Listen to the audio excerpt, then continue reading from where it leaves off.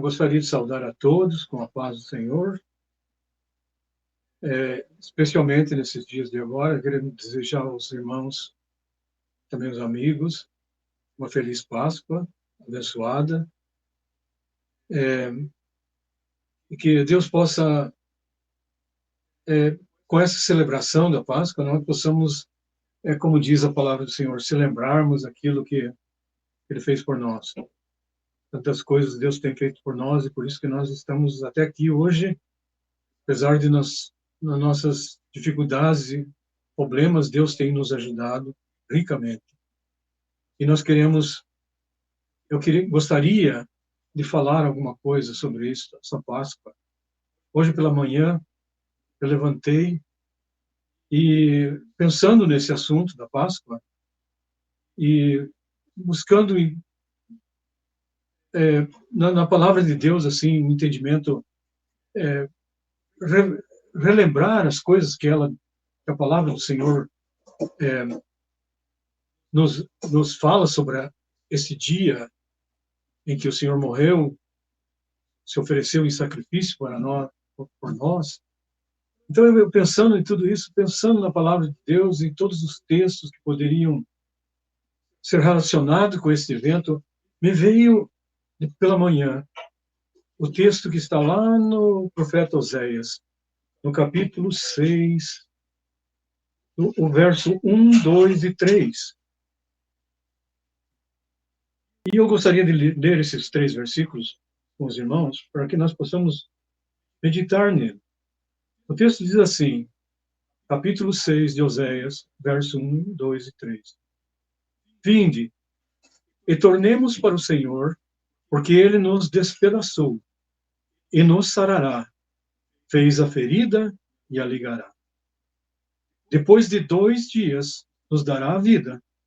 Ao terceiro dia, nos ressuscitará, e viveremos diante dele. Conheçamos e prossigamos em conhecer ao Senhor, como a alva será a sua saída, e ele a vos virá como chuva serôdia que rega a terra. Então, irmãos, nessa manhã, o Espírito de Deus me levou para esses versículos, e eu fiquei pensando, o que estaria aqui, nesse texto, o relato daquilo que aconteceu naquela semana de celebração entre os judeus, chamada Páscoa, no primeiro dia, no primeiro mês do ano,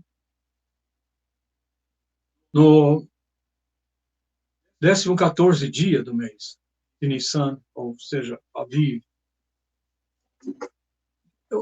Esta celebração, ela começou, a primeira vez que foi celebrada foi lá, ainda na saída do Egito, e foi instituída pelo Senhor como uma celebração perpétua entre os judeus. E todo mês primeiro, no 10º dia do mês, os judeus escolheriam um cabrito para si, sem mácula, sem defeito, e o guardariam ele até o 14º dia do mês. E pela tarde, eles o sacrificariam e o comeriam. Essa é a Páscoa do Senhor. E nós voltamos, e o Espírito do Senhor começou a me levar lá para Jerusalém. Aquele dia em que a festa dos judeus era a festa mais importante entre as celebrações das festas judaicas.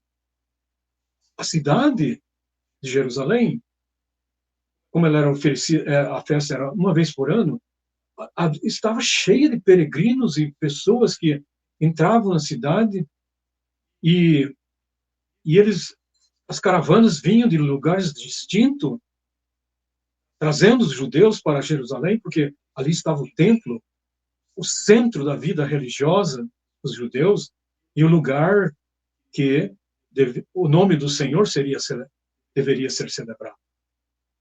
Então, as caravanas vinham em massas, alguns ainda que foram dispersos no tempo da invasão babilônica, que tinham se dispersado por outros lugares longe, na Grécia, e já não falavam nem o hebraico mais, seus filhos já falavam outra língua, o grego, o latim, mas eles vinham por se manterem fiéis à tradição e ao costume judaico e aquela ordenança que Deus tinha ordenado, eles vinham celebrar a festa e era uma grande festividade. Então havia muitos peregrinos que vinham. E Jerusalém é um lugar muito, muito diferente, porque Jerusalém, ela fica do lado direito fica o deserto, wilderness. Do lado esquerdo fica o Mediterrâneo. Então, para você entrar em Jerusalém, só existem dois caminhos, um pelo norte e um pelo sul. Do norte vem desde o Líbano, da Síria, aquelas regiões ali, entram as pessoas que vêm visitar Jerusalém, que praticamente vêm da Babilônia e daqueles lugares mais do norte. O do sul, as pessoas vêm pelo caminho do Egito, que leva ao Egito, que é o caminho do sul. Então, não existe muita opção para as pessoas para chegarem em Jerusalém. Ou é pelo norte, ou é pelo caminho do sul. Ninguém consegue atravessar um deserto. Aliás, ninguém consegue viver no deserto. Somente os beduínos, aquela gente que são nativos do deserto, consegue sobreviver no deserto. Mas ninguém que vai fazer uma viagem desde o lado de lá, oposto do deserto, vai se atrever a cruzar o deserto, que é morte certa. E também, do outro lado, está o mar Mediterrâneo. Então, os únicos caminhos para chegar a Jerusalém era através do caminho do norte, que passa por Samaria, ou do caminho do sul, que vem do Egito. Então, as caravanas vinham por esses caminhos. E, naquele dia que Jesus, como fala a palavra, eu muito quis comer essa Páscoa convosco. Nós vemos que a Páscoa tinha certos requerimentos feitos por Deus para que ela fosse celebrada da maneira correta, como Deus queria que eles celebrassem, porque Deus tinha um plano de mostrar para eles, naquele procedimento que eles que estava sendo orientado por Deus, aquela festa, Deus tinha algo a revelar no futuro. E nós sabemos que Deus queria revelar o Cordeiro que tira o pecado do mundo. Era Cristo. Então, quando Cristo veio, a última Páscoa, ele pediu para os seus discípulos assim, aliás, os discípulos perguntaram para ele, Senhor, onde quer que nós preparemos a Páscoa para celebrar? Porque eles eram, como judeus, faziam isso todo ano.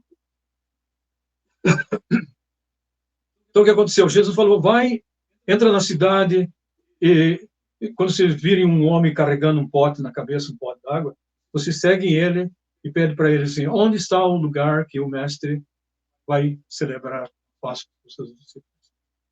Daí ele vai mostrar um salão, mobiliado e tudo. E ali vocês vão preparar a Páscoa. Que dia foi esse? Nós vemos que o dia era um dia anterior à Páscoa. Era o 14º dia. Aliás, o 13º dia. Porque eles aí iam preparar a Páscoa para comer naquele dia, né? Jesus morreu numa sexta-feira. Então, era o dia anterior à sua morte, em que ele celebrou a Páscoa com seus discípulos. E ali, os discípulos puseram a mesa. E ali estava o pão, estava o vinho, Mas, mas uma coisa não estava ali naquele lugar.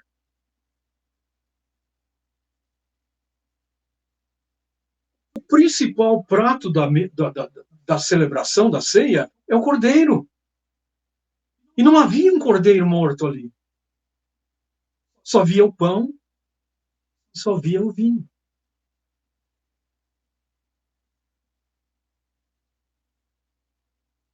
E eles se assentaram à mesa, e Jesus, pegando o pão, partiu o pão, e ofereceu a eles, dizendo: Este é o meu corpo, que é partido por vós. Comei deles todos. Jesus era o cordeiro que estava ali. Por isso não havia um outro cordeiro. Ele estava oferecendo naquele momento a sua carne para ser comida por mim e por você. Depois ele, dando graças, tomou o vinho e falou assim: esse é o vinho do Novo Testamento, representando o meu sangue. Bebei dele todos. Então, naquele momento, naquele exato momento, a profecia e tudo aquilo que Deus tinha falado sobre aquele ato da Páscoa estava se cumprindo diante dos olhos dos homens e diante daqueles que Deus escolheu como testemunha para testemunhar aquilo que ele já havia falado e que se cumpriu diante dos olhos deles. Então, nós podemos perceber, irmãos, que se alimentar de Cristo, esse é o significado da ceia do Senhor que nós, todo mês, nós, muitas vezes até sem consciência daquilo, podemos entender o que o Senhor estava fazendo ali, oferecendo a sua carne como um pão. Esse é o meu corpo. Isso é, eu sou o cordeiro nesta mesa. Se você comer de mim, você tem comunhão comigo. Não é verdade isso? E é assim que nós temos que olhar a ceia do Senhor. Acabada a ceia,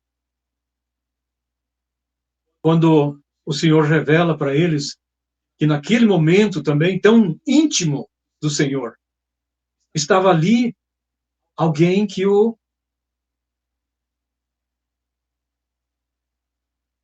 traía.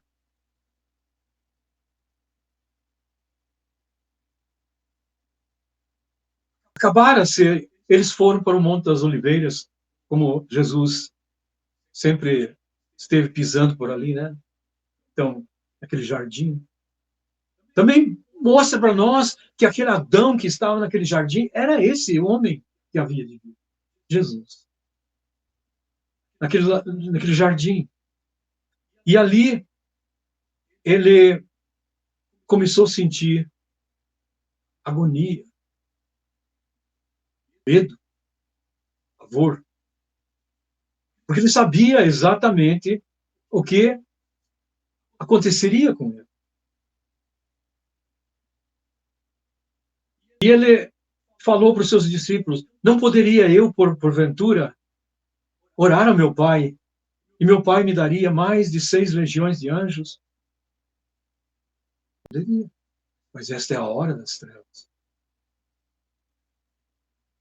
Lembrando que muito pouco tempo atrás, pouco atrás, o Senhor tinha falado a Pedro: Pedro, Pedro, Pedro, eis que Satanás vos pediu para você ir andar como trigo.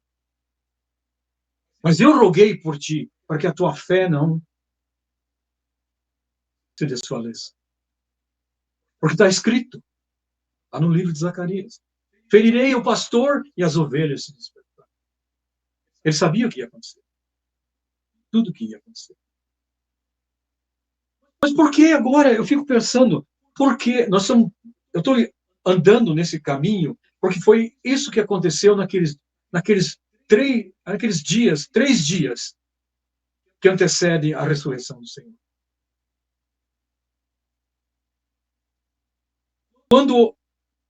Por que então que Deus permitiu que o pedido de Satanás fosse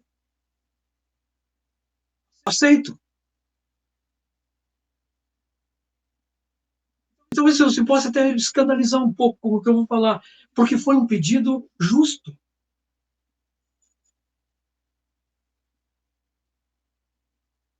Por que foi um pedido justo?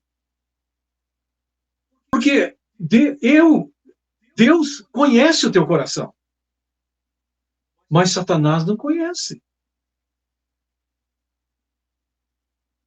Deus conhece quem você é e qual o estado em que você vive, qual a consciência que você tem para com Deus. E isso tudo precisava ser manifestado naquele momento. E o único jeito de manifestar tudo isso seria causando um impacto muito tremendo nas pessoas.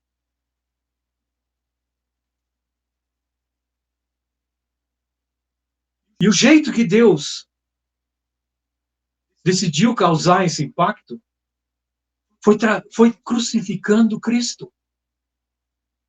De uma maneira violenta e brutal.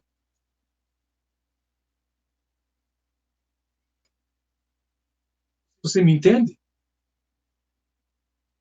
Porque ele estava ali para manifestar e para mostrar quem eu e você, ou seja, eu e você, somos. Diante daquilo que foi feito, diante daquele homem inocentemente crucificado, era necessário que aparecesse a nossa reação, que aparecesse realmente aquilo que estava no nosso coração. Você entende o que eu quero dizer? Com aquela morte violenta, e quando as pessoas viam aquilo, quando olharam para ele, depois de ser chicoteado punido pelos romanos, porque eles foram trazidos para Pilatos, porque eles achavam-se que eram justos, que eram limpos, que eram obedientes à lei de Deus. E eles queriam provar exteriormente que eles eram obedientes, trazendo para Pilato matar aquilo que eles já tinham decidido no coração, que era matar o Senhor. E dizendo que pela lei eles não poderiam quebrar aquele mandamento da lei, porque não era lícito para eles matar uma pessoa. No entanto, eles mataram. Quer dizer, pela religiosidade, eles estavam querendo mostrar uma coisa que eles não eram. A dureza, a hipocrisia, a malignidade do coração estava oculta pela religiosidade, pela observância da lei exteriormente e não de coração. Eles eram hipócritas. E provaram isso quando trouxeram Jesus para Pilatos. E falaram isso: nós não podemos matar ele. Mas mata eles por mim, porque você pode matar ele. Você não está obrigado por uma lei. Você não é religioso que nem nós. Você não tem que manter essas aparências como nós. Não foi isso que aconteceu?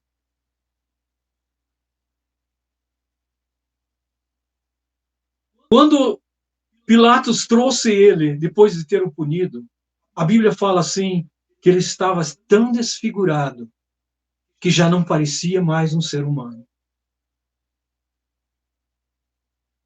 E o povo estava ali, contemplando, junto com os religiosos e com aquele povo que estava sempre no templo, louvando, e tinham vindo para honrar o Senhor com a sua celebração de Páscoa.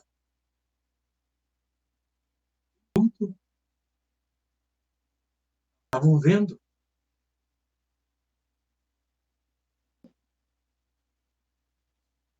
Não havia compaixão. Não havia amor, nem empatia pelaquele homem.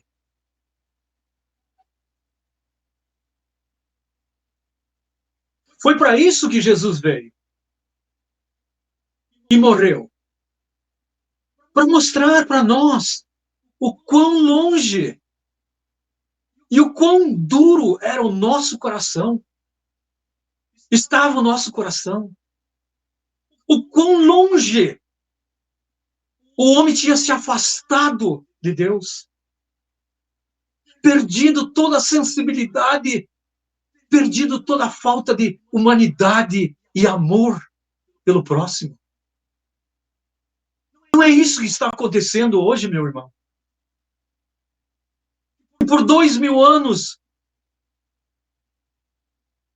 o nosso coração não se compadece pelo nosso irmão que está morrendo de fome, que está sendo assassinado. Nós continuamos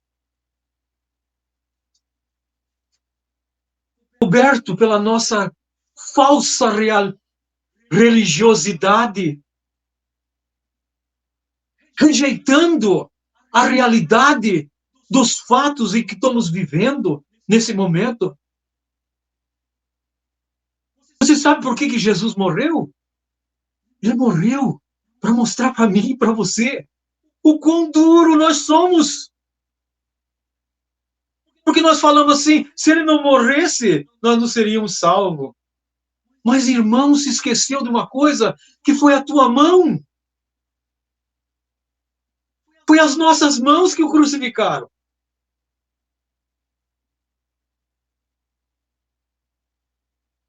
Nós queremos atribuir isso, que Deus fez isso para nos salvar. Sim, Deus permitiu isso, para que nós pudéssemos enxergar quem nós somos. O quão terrível é o pecado dentro da nossa vida. E quando nós olhamos para uma criança, como nós olhamos hoje, que Deus está mostrando para o mundo inteiro, estraçalhada, nós não sentimos nada.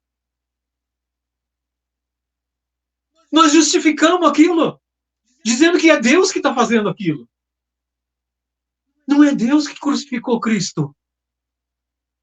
Fui eu e você, meu irmão. E se você não entendeu isso ainda, você continua crucificando ele. Porque o mesmo amor, porque João fala assim, se eu não tenho amor pelo meu próximo e digo que tenho amor por Deus, eu sou um mentiroso. Porque se eu não posso amar meu próximo, como é que eu posso amar Deus que eu nem vejo? Se eu vendo aquela criança, aqueles homens e mulheres sendo estraçalhado, sendo criminalmente pela mesma entidade que crucificou o meu mestre. E eu não tenho nada a dizer? Eu não tenho nada a falar sobre isso? Pois eu vou dizer para você, meu irmão. Nós precisamos se converter. As coisas que nós fizemos que aparecem nesses olhos físicos são só os 10% do iceberg que nós podemos ver. O pecado no coração do homem é uma coisa tão profunda que o único que pode nos convencer do pecado é o Espírito de Deus. Quando nós deixarmos que Ele nos convença da verdade. Quando nós olharmos para aquilo que nós fazemos, para a realidade, não para os sonhos, as divagações da nossa mente, os desejos do nosso coração. Mas quando nós pararmos por um momento, talvez, e começarmos a pensar o que se transformou nesse mundo. Quão duro é o coração do homem que passa por aquele mendigo que está ali. Nada acontece. Nada acontece porque o Espírito de Deus ainda não te convenceu da verdade. Que a verdade é que a luz veio ao mundo. E os homens amaram mais as trevas do que a luz. Porque estavam confortavelmente vivendo, sem se importarem, sem quererem olhar para a realidade em que vivem. Então, meu irmão, esta é a Páscoa do Senhor. Ele deu a sua vida para tentar nos abrir os olhos. E quantos de nós passa por ele e fala assim: se ele não morresse, eu não seria salvo.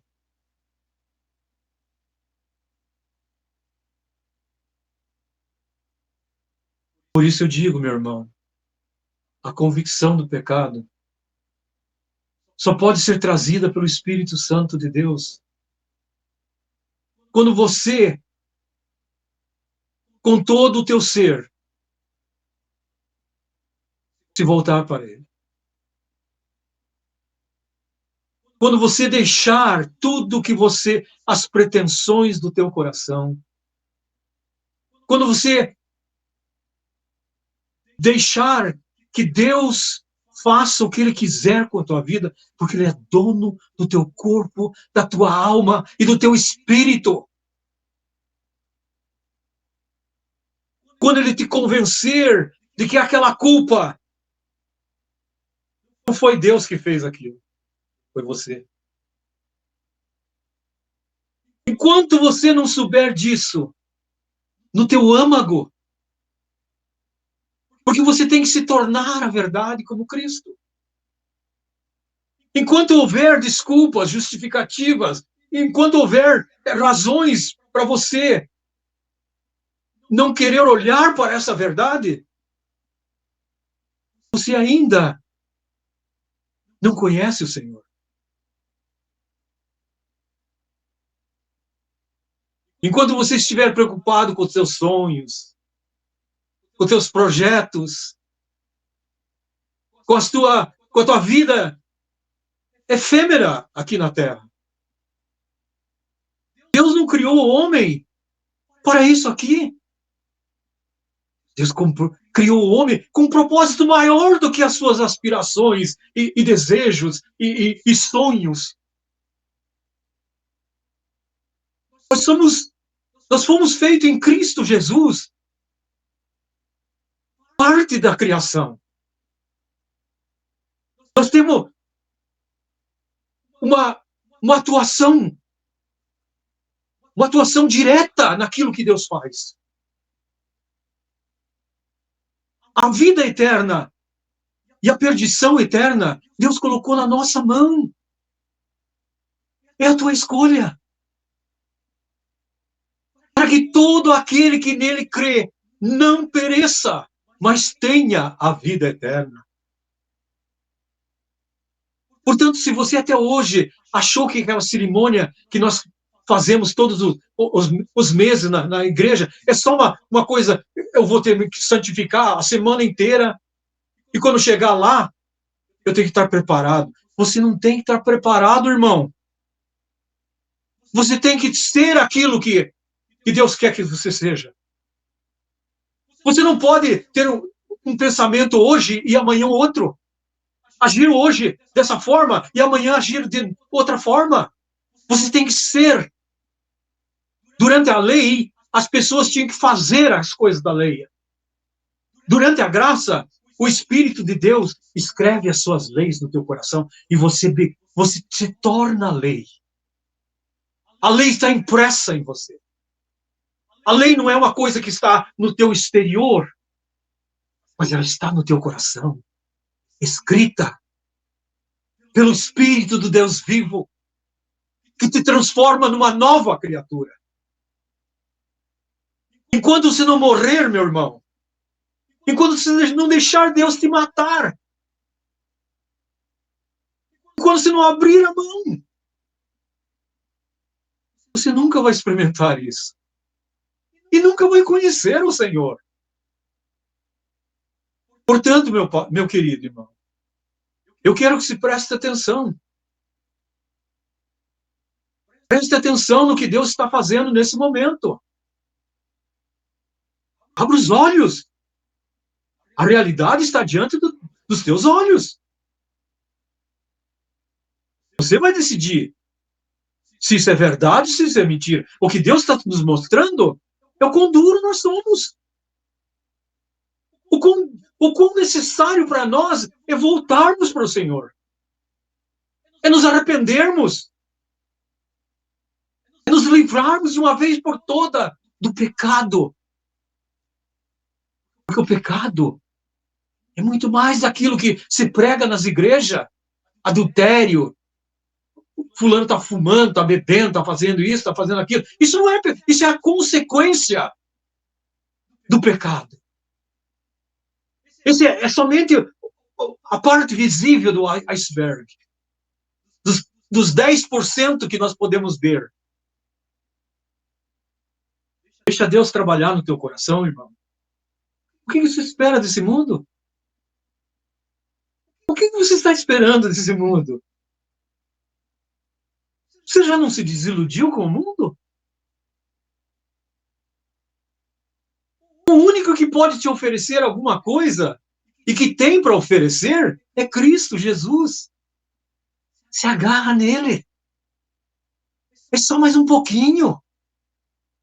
Tudo aquilo já está se cumprindo, tudo já está se cumprindo. Não tem mais o que esperar por desse mundo, nem político, nem em homens que vão arrumar a situação da terra. Não existe. O único homem que pode salvar a nossa alma, o único Senhor que pode, o único Rei que nós podemos, a única autoridade é Jesus Cristo.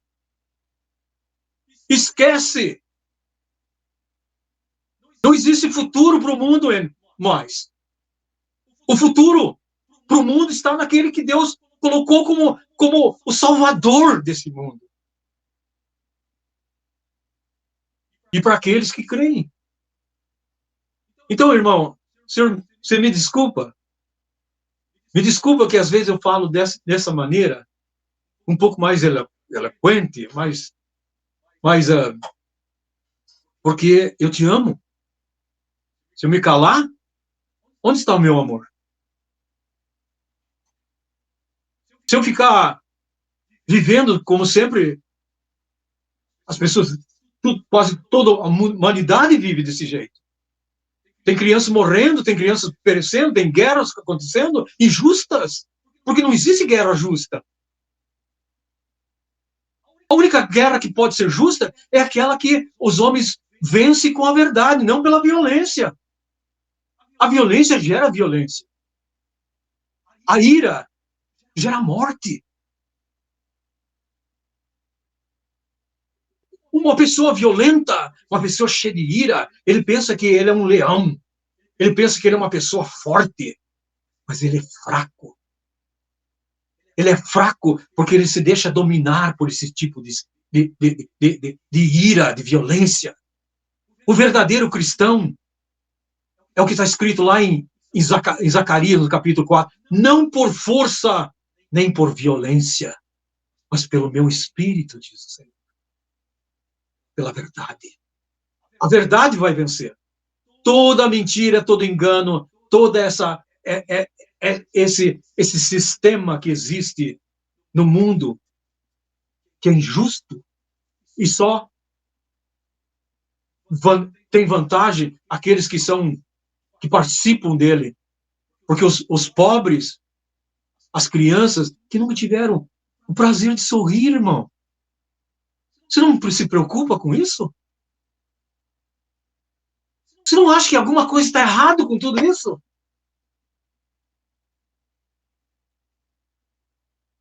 Não é Deus que está punindo os palestinos.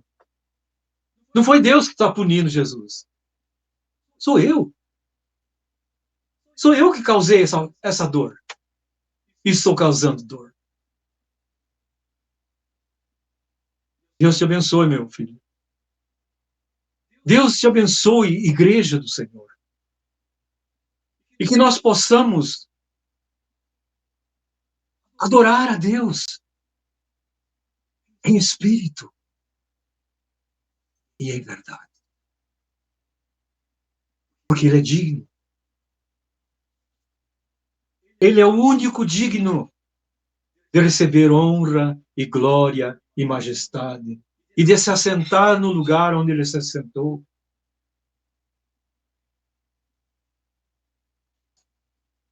E toda a terra tem a entender isso. Eu te abençoo no nome poderoso de Jesus Cristo. Hashem Yeshua. Algumas pessoas dizem que eu sou contra os judeus. Eu não sou contra os judeus. Meu mestre é judeu. Eu sou contra aquele que está lá usando o nome de judeu e fazendo tudo o contrário do que Deus tentou ensinar para eles. Eu tenho uma dívida para com eles. Porque foi através dele que Deus trouxe conhecimento, e através desse conhecimento, Deus trouxe Jesus, e através desse Jesus que nós aceitamos por causa das profecias e daquilo que... Porque houve homens no meio deles que foram fiéis. Sim, foram fiéis. Mas eles não têm nenhuma honra da minha parte. Assim como Israel não tem nenhuma honra da minha parte. Mas quem tem honra da minha parte é aquele que deserve, que recebe honra, não entre os homens, mas daquele que vê, daquele que o estabeleceu como cabeça da humanidade. Tudo veio para cooperar